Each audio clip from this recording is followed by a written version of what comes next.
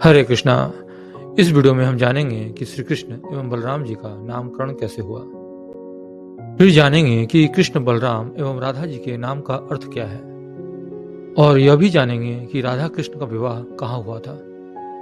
यह प्रसंग गर्ग संहिता गोलोक खंड अध्याय 15 में वर्णित है। श्री नारद जी ने कहा, एक दिन वसुदेव जी के भेजे हुए महान ऋषि गर्गाचार्य जी अपने शिष्यों के साथ नंद भवन में पधारे। जैसे ही नंद महाराज ने उन्हें देखा, उन्होंने प्रेम और श्रद्धा से उनका स्वागत किया।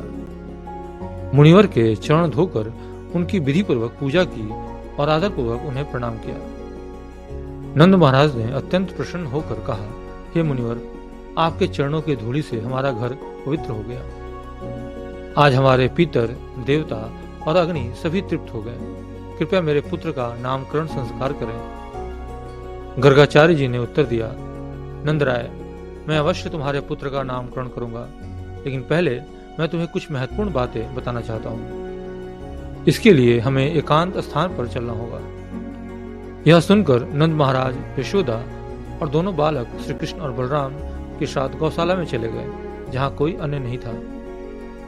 वहां महामुनि गर्गाचार्य जी ने सबसे पहले गणेश और अन्य देवताओं की पूजा की। फिर ग्रहों का विचार करके नामकरण संस्कार आरंभ किया।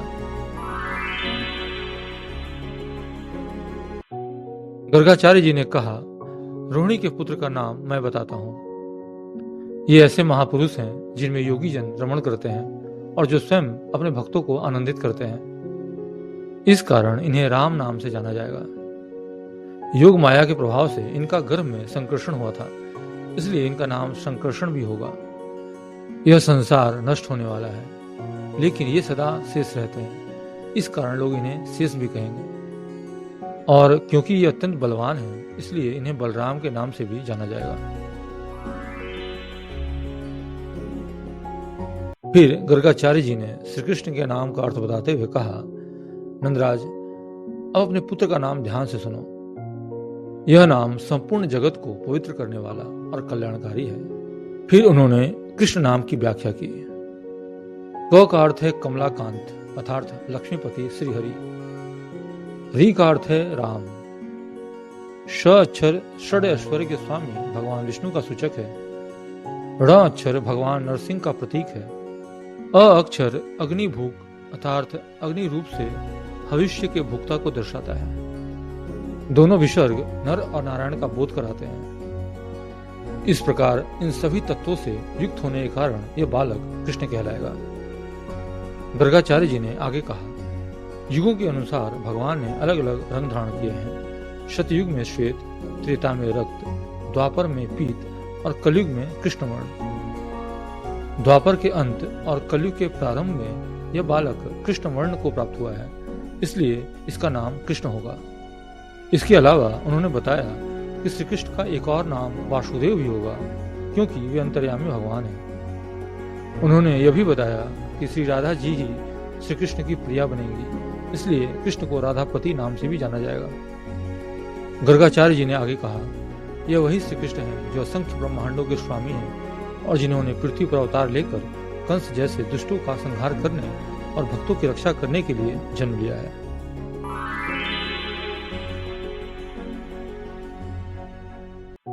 इसके बाद गर्गाचार्य जी यमुना तट पर वृषभानु जी के घर पहुंचे।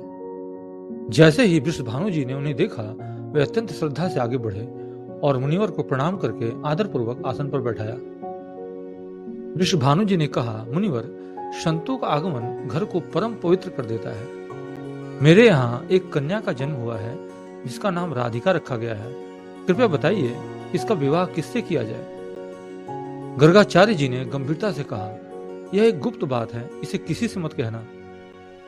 स्वयं परमात्मा श्री कृष्ण नंद महाराज के घर जन्म ले चुके हैं। वृषभानु जी आश्चर्यचकित रह गए और बोले, हे मुनिवर, यह जानकर मैं अत्यंत आनंदित हूँ। गर्गाचार्य जी ने आगे बताया, भगवान श्री कृष्ण ही राधा जी के प्राणनाथ बनेंगे। यमुना तट के भांडीर वन में स्वयं ब्रह्मा जी इनके विवाह का आयोजन करेंगे।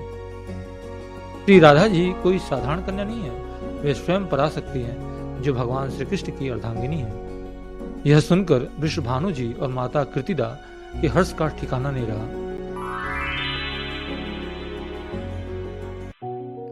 विश्वभानु जी और उनकी पत्नी कीर्ति जी ने गर्ग मुनि से राधा नाम का अर्थ पूछा। गर्ग मुनि बोले, र का अर्थ लक्ष्मी रमा से है, आ का अर्थ गोपियों से, ध का अर्थ पृथ्वी धरती से, आ का अर्थ ब्रिजा नदी से। इन सभी शक्तियों का संयोग श्री राधा में हुआ है, इसलिए वे परिपूर्णतम शक्ति हैं। उन्होंने गर्गाचार्य जी की विधि पूर्वक पूजा की और आनंद पूर्वक श्री राधा कृष्ण की महिमा को समझा। इसके बाद महामुनि गर्गाचार्य जी अपने आश्रम के लिए प्रस्थान कर गए। इस प्रकार श्री गर्ग संहिता में गोलोक खंड के अंतर्गत नारद बहुलास संवाद में श्री कृष्ण बलराम के नामकरण और श्री राधा जी के विवाह की भविष्यवाणी नामक 15वां अध्याय पूरा हुआ। अगर आप श्री कृष्ण की लीलाओं, भक्ति मार्ग और सनातन धर्म के रहस्यों को समझना चाहते हैं तो इस वीडियो को लाइक करें, शेयर करें और चैनल को सब्सक्राइब करना ना भूलें। आपका धन्यवाद। हरे कृष्णा।